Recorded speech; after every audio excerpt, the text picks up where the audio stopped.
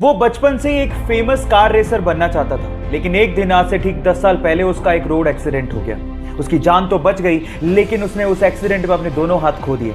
लेकिन फिर भी उस बंदे ने अपने पैशन को नहीं छोड़ा और उसने सोचा कि वो अपने पैरों से कार को चलाना सीखेगा। उसने अपनी कार को मॉडिफाई किया और अपने पैरों से कार को चलाने की घंटों और दिनों तक प्रैक्टिस करता रहा और एक दिन वो उसमें कामयाब हो गया। और उसके बाद उसने पोलैंड के कार रेसिंग कंपटीशन में पार्टिसिपेट किया और उस रेस को जीत के उसने सबको हैरान कर दिया।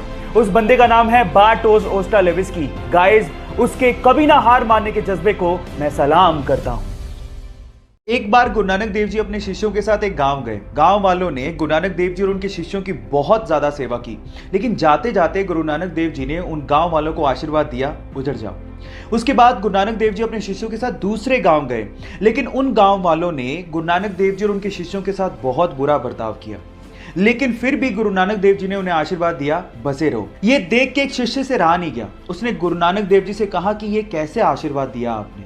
तो गुरु नानक देव जी ने जवाब दिया कि संसार में अच्छाई का फैलना और बुराई का रुके रहना और ना फैलना इंसानियत के लिए बहुत ज़्यादा ज़रूरी है। इसीलिए जो अच्छे लोग थे उन्हें उजड़ जाने का मैंने आशीर्वाद दिया, ताकि वो बाकी जगहों पे जाके अपनी अच्छाई को फैला सके।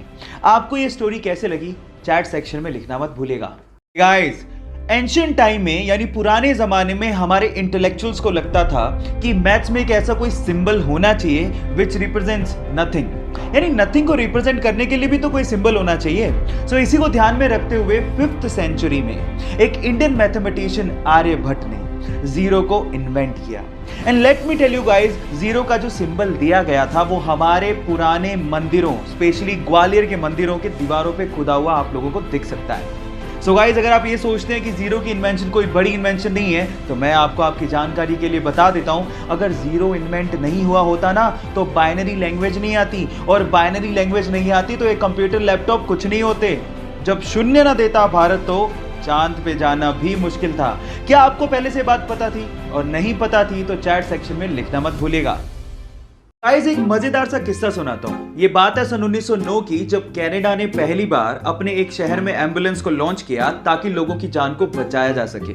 लेकिन हुआ उसका कुछ उल्टा ही। वही एम्बुलेंस शहर में टेस्ट ड्राइव के दौरान एक बंदे पे चढ़ गई और वो बंदा बुरी तरह से घायल हो गया। और मजे की बात यह है कि वो पहला बंदा था जिसे उस एम्बुलेंस ने हॉस्पिटल तक पहुंचाया था। ये अजीब सा किस्सा आपको कैसे लगा, चैट सेक्शन में लिखना मत भूलिएगा। गाइस, इससे लकी बंदा शायद ही आपने अपनी जिंदगी में कहीं देखा हो। सेल्फी लेने का शौक सबको होता है, तो ये बंदा भी अपने प्लेन में बैठ के उड़ान भरने से पहले सेल्फी ले रहा था। लेकिन उसके बाद जो हुआ वो मंजर हैरान कर देने वाला था। देखिए